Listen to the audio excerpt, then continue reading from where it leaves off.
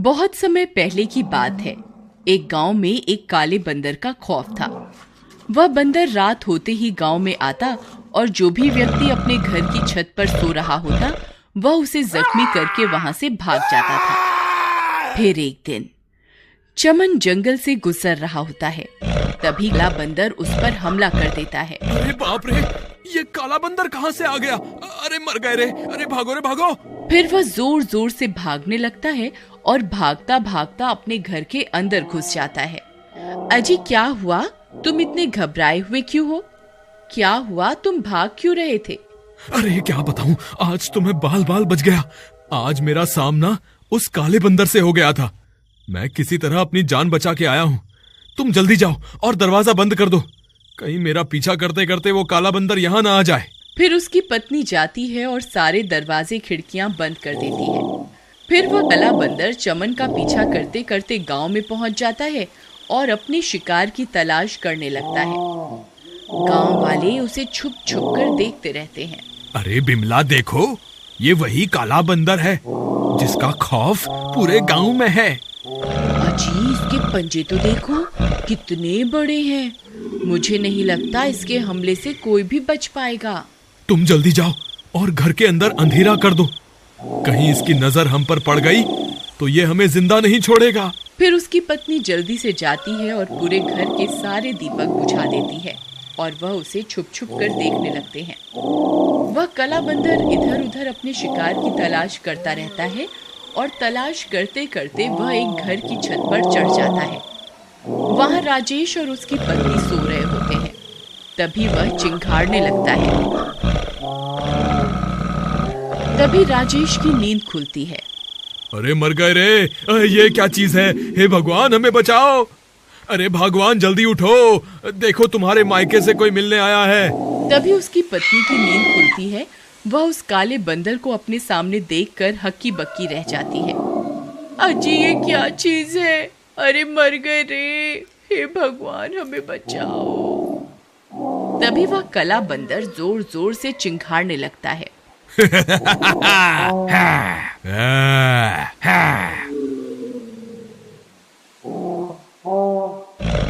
फिर वह दोनों जल्दी से अपने घर की छत से नीचे उतरते हैं और अपने कमरे के अंदर जाकर छुप जाते हैं।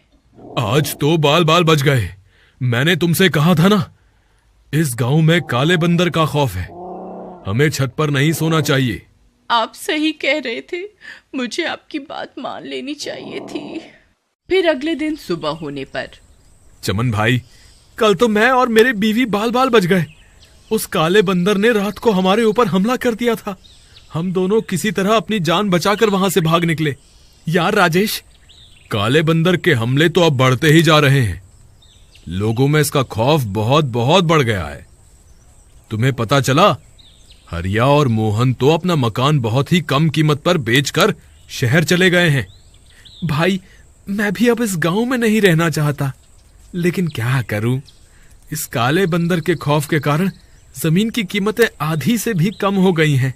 हम सब गांव वालों को मिलकर मुखिया के पास चलना चाहिए ताकि वो इस समस्या का कोई समाधान निकाले।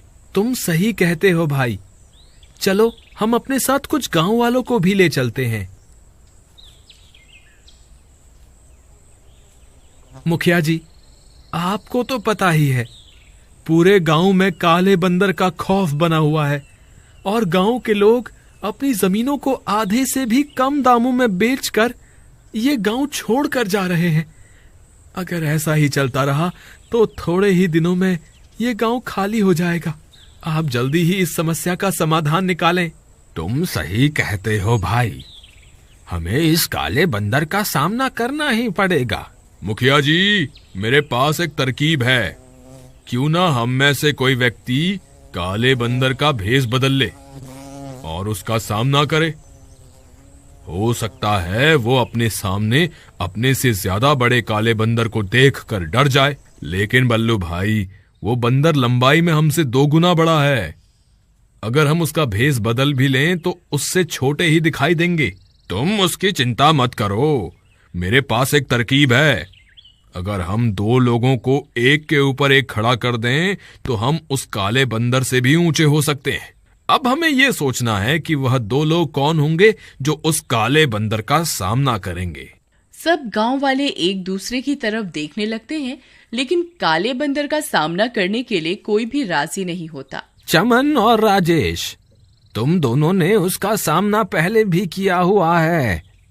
मुझे लगता है तुम दोनों इस काम के लिए सही रहोगे। अरे मर गए रे, ये मुखिया तो मेरी जान लेकर ही रहेगा।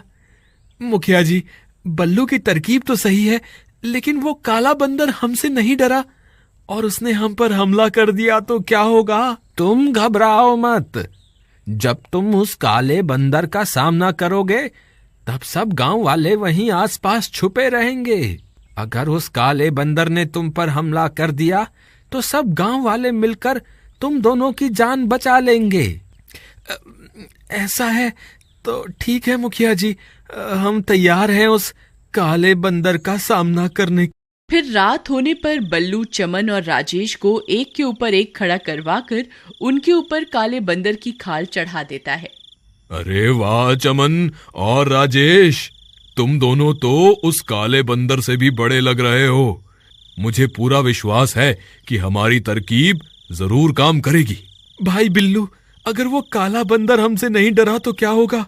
अरे यार तुम घबराओ मत, बस जैसे ही वो काला बंदर तुम्हारे सामने आए तो तुम जोर जोर से आवाजें निकालकर उसे डराने की कोशिश करना। फिर वे दोनों जंगल की ओर चल देते हैं। रात के समय जंगल बहुत डरावना हो जाता है। चमन भाई, मुझे तो आगे कुछ दिखाई नहीं दे रहा। अगर वो काला बंदर सामने आ जाए तो तुम संभाल लेना। तुम मत घबराओ, जो होगा देखा जाएगा। फिर थोड़ी दूर जाने पर उनका सामना उस काले बंदर से हो जाता है। राजेश भाई, वो काला बंदर तो हमारे सामने ही खड़ा है, अब क्या करें? भाई जोर जोर से आवाजें निकालो ताकि वो डर जाए।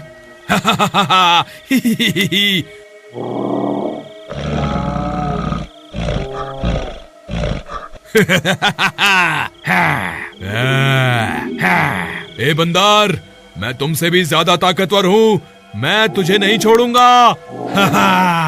अरे मर गए रे, ये काला बंदर कहाँ से आ गया? हे भगवान, मैंने तो काले बंदर का भेष पहना हुआ है, लेकिन ये तो सच में काला बंदर है। ये तो मुझे एक ही वार में मार देगा। अब मैं क्या करूं? राजेश भाई, जोर जोर से आवाजें निकालो, मुझे लगता है हमारी तरकीब काम कर रही है।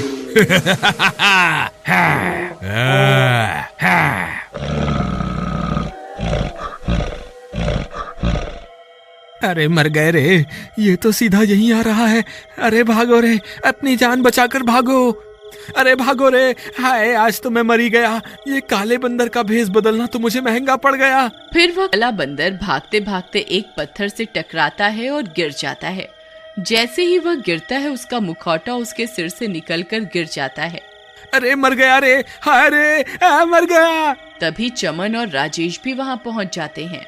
बंदर भाई, मुझे माफ कर दो, मैं कोई काला बंदर नहीं हूँ, मैं तो एक आम इंसान हूँ। मुझे तो शहर के एक सेठ ने पैसे दिए थे ताकि मैं सब गांव वालों को काला बंदर बन के डराऊं और उनमें इतना खौफ भर दूं कि वो अपनी जमीन को आधे दामों में सेठ को बेच दे। मुझे माफ कर दो। अरे राजेश, ये काला बंदर नहीं है, ये तो कोई बहरूपिया निकला। फिर चमन भी अपना मुखौटा उतार देता है। वह बहुरूपिया चमन को देखकर हैरान रह जाता है। हाय रे, ये क्या, तुम भी बहरूपिया हो? हाँ, मैं भी कोई काला बंदर नहीं हूँ। हम तो बस तुम्हें यहाँ से डराकर भगाने आए थे, लेकिन तुम तो कुछ और ही निकले। मुझे माफ कर दो भाई, मैंने जो कुछ भी किया सिर्फ पैसों के लालच में किया। मैं इस गांव को हमेशा हमेशा के लिए छोड़ के चला जाऊंगा। तभी वहाँ सब गांव वाले भी पहुँच जाते हैं। वे उस बहरूपियों को देखकर दंग रह जाते हैं। अरे ये तो कोई बहरूपिया है जो काला बंदर बनकर हमें डराता था। मुखिया जी, मुझे माफ कर दो, मैं आगे से कभी ऐसी गलती नहीं करूंगा। फिर सब गांव वाले खुशी खुशी गांव में रहने लगते हैं। एक बहुत पुराना जंगल था। वहां लोग जाने से डरा करते थे, क्योंकि जो भी रात के समय वहां जाता था वो कभी लौट कर नहीं आता था।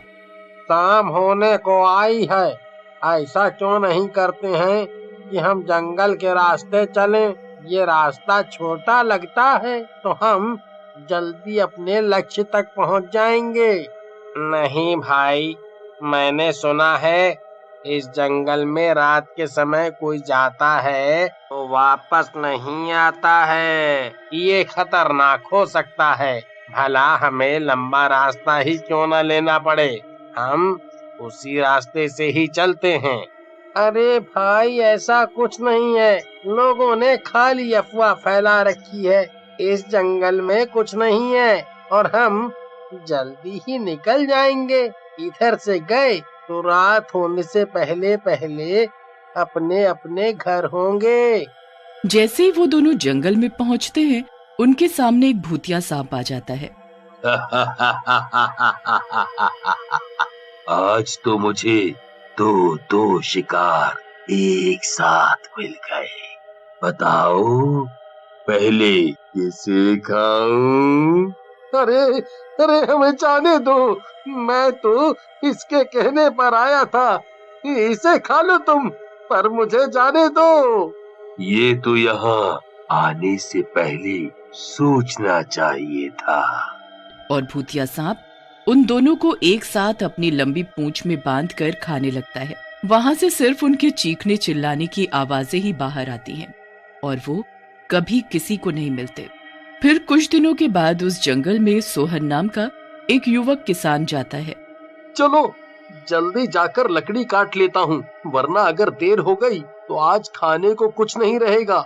माँ भी इंतजार करने लगती है। जल्द से जल्द लकड़ियाँ काट कर घर वापस आ जाऊंगा। रुक जा, कुछ खाने के लिए बांधा है, लेते जा। दोपहर में बैठकर कुछ खा लियो और जल्दी वापस भी आ जाइयो। और देख, जंगल में अंदर तक मत जाना। सोहन घर से निकलकर रास्ते पर जा रहा था कि एक गांव वाला उसे टोकता है। अरे भाई, इतनी जल्दी में कहाँ जा रहे हो? भाई, आज थोड़ा लेट हो गया हूँ, जल्दी जाकर लकड़ियाँ काट लूं ताकि कुछ कमाई हो। अच्छा, बाद में मिलता हूँ।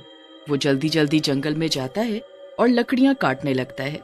आज तो ढेर सारी लकड़ियाँ काट लूंगा, जिससे घर में कुछ पैसे आ जाएं, ताकि माँ के लिए दवाई भी ला सकूं और कुछ फल भी। उनके सिवा मेरा है ही कौन। सोहन लकड़ी काटने में इतना व्यस्त हो जाता है कि उसे समय का पता ही नहीं चलता और शाम ढल जाती है। अरे बाप रे, बहुत लेट हो गया लकड़ियाँ काटने में, रात होने को है। अब निकलता हूँ यहाँ से, माँ राह देख रही होगी। अरे ये कैसी आवाज है? कोई है क्या यहाँ पर? अगर कोई है तो बता दो, मैं बाहर निकलने जा रहा हूँ, तो तुम मेरे साथ चल सकते हो। फिर से वही सरसराहट की आवाज आती है, पर कोई जवाब नहीं आता। ये कैसी आवाज है? ये तो बहुत डरावनी लग रही है। चलो मैं जल्दी से बाहर निकलता हूँ। अरे रास्ता तो यही था, मैं यहीं से तो अंदर आया था। अब यहाँ कोई रास्ता ही नहीं है, मैं बाहर कैसे जाऊँ? सोहन डरते हुए तेज कदमों से चलने लगता है। रात हो जाती है, पर वो जंगल के बाहर नहीं निकल पाता। चलते चलते वो एक नदी के पास पहुंचता है, जिसके अंदर चांद का प्रतिबिंब दिख रहा था। सोहन उसी नदी में हाथ मुंह धोता है और दोपहर का खाना निकालकर खाने बैठता है। तभी फिर से उसे सरसराहट की आवाज आती है। वो पलटकर देखता है तो हक्का बक्का रह जाता है। वहाँ एक बहुत बड़ा भूतिया सांप था। उसने फन फैलाया हुआ था और उसके 2 बड़े बड़े दांत थे। मुझको बुला रहा था ना? ले, मैं तेरे सामने आ गया। अब क्या बोलना चाह रहा है? बोल, वरना मैं इंतजार नहीं करूंगा और तुझे आ जाऊंगा। मुझे बहुत तेज भूख लगी है। सुबह से मैं तेरे पीछे पीछे घूम रहा हूँ। लगा शाम हो गई, तू यहीं रहेगा, तो मैंने तुझ पर हमला करने के लिए मौका ढूंढना शुरू कर। देखो, मुझे बहुत डर लग रहा है। ये बात तुम्हें पहले ही बता दूं, तुम मुझे मत खाओ। मैं अपनी माँ का इकलौता लड़का हूँ, तुम मुझे जाने दो। मैं अपनी माँ की दवाइयों के लिए ज्यादा लकड़ियाँ काटना चाहता था, जिसकी वजह से लेट हो गया। और मैं तुम्हें कुछ नहीं कह सकता।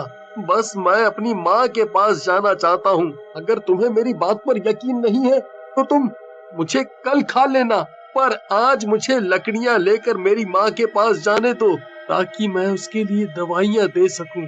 मैं तुमसे वादा करता हूँ मैं कल खुद आ जाऊंगा, पर बस मुझे आज के लिए यहाँ से जाने दो। मैं तुझ पर विश्वास कैसे करूं? मुझे तो अभी भूख लगी है और यहाँ से जाने के बाद कोई वापस नहीं आता है, इतना तो मैं जानता ही हूँ। तुम्हारी बात पर मुझे यकीन नहीं है। मैं तुम्हें जाने नहीं दे सकता। अगर मैंने जाने दिया तो आज मैं भूखा ही रह जाऊंगा और मुझे बहुत भूख लग रही है। मैं अपने वादे पर खरा उतरूंगा और मैं कल सही वक्त पर तुम्हारे सामने आ जाऊंगा। फिर सोहन अपनी लकड़ियों का गट्ठर लेकर घर की ओर चल देता है। उसकी माँ दरवाजे पर ही टेक लगाए बैठी थी। इतनी देर कहाँ रह गया था और इतनी सारी लकड़ियाँ? बस इसी को काटने में लेट हो गया माँ। इतनी लकड़ियों में तू कितने दिन घर चला पाएगी और दवाई ला पाएगी? इतनी में कम से कम 1 महीना तो चल ही जाएगा। पर तू ये क्यों पूछ रहा है? अरे मुझे तू कुछ परेशान लग रहा है। बोलना, क्या बात है? माँ के पूछने पर सोहन सारी बात अपनी माँ को बता देता है। तुमने वादा किया है, पर एक बार भी ये नहीं सोचा कि तेरे जाने के बाद मेरा क्या होगा। सोहन की माँ जोर जोर से रोने लगती है। फिर सोहन जंगल के लिए निकल पड़ता है और उसी नदी के पास पहुंच जाता है। आप जी, आप कहाँ हैं? मैं आ गया हूँ, जैसा मैंने आपसे वादा किया था। वाह, तुम तो एक सच्चे आदमी निकले।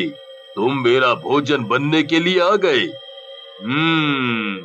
मुझे तो लगा मुझे खुद ही कष्ट उठाना पड़ेगा। आपसे वादा किया था तो मुझे तो आना ही था।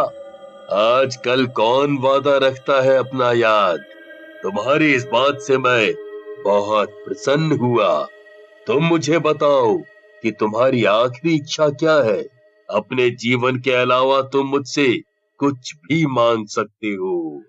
मैं सिर्फ इतना जानना चाहता हूँ कि आखिर आप लोगों को मारते ही क्यों हो? आप जानवरों को खाकर भी तो अपना पेट भर सकते हैं। मैं लोगों को शौक से नहीं मारता, पर ये तुम्हारी आखिरी इच्छा है कि मैं अपने बारे में तुम्हें बताऊं, इसलिए मैं तुम्हें बताता हूँ। मैं यहाँ का बहुत अमीर आदमी हुआ करता था। मेरे पास किसी चीज की कभी कोई कमी नहीं थी। नौकर चाकर मेरे आसपास घूमा करते थे, पर वो कहा जाता है ना कि ज्यादा दौलत किसी का भी दिमाग खराब कर सकती है। लोग घमंड में आकर अपने माँ बाप को भी भूल जाते हैं, और यही गलती मैंने भी की। मैंने अपने माँ बाप के साथ हमेशा बुरा व्यवहार किया, उन्हें कोठरी में बंद कर दिया। मेरी माँ एक तपस्वी औरत थी। माँ कभी किसी का बुरा नहीं चाहती, पर उन्होंने क्रोध में आकर मुझे एक श्राप दिया कि तुम हमेशा के लिए एक सांप बन जाओगे और लोग तुमसे दूर भागेंगे, कोई भी तुम्हारे निकट नहीं आएगा। मैं अपनी माँ से बहुत प्यार करता हूँ। मैं उनके अपमान के बारे में सोच भी नहीं सकता। तो तुम मुझे क्यों मारना चाहते हो? तुम्हारी परीक्षा ले रहा था मैं। तो क्या आप मुझे छोड़ देंगे? हाँ, जिसके सर पर उसकी माँ का आंचल हो और जो अपनी माँ से इतना प्यार करता हो, आखिर उसे कोई कैसे मार सकता है? पर मैं हमेशा यहीं रहूंगा जब तक मुझे मुक्ति नहीं मिल जाती, और लोगों को इसी तरह मारता रहूंगा जो अपने माँ बाप से प्यार नहीं करते हैं। ये कहकर वो भूतिया सांप वहां से गायब हो गया। सांप के वहां से गायब होते ही वहां पर सोने का सिक्कों भरा मटका सोहन को मिला, जिसे लेकर वो घर आ गया और अपना जीवन अपनी माँ के साथ सुख में बिताने लगा।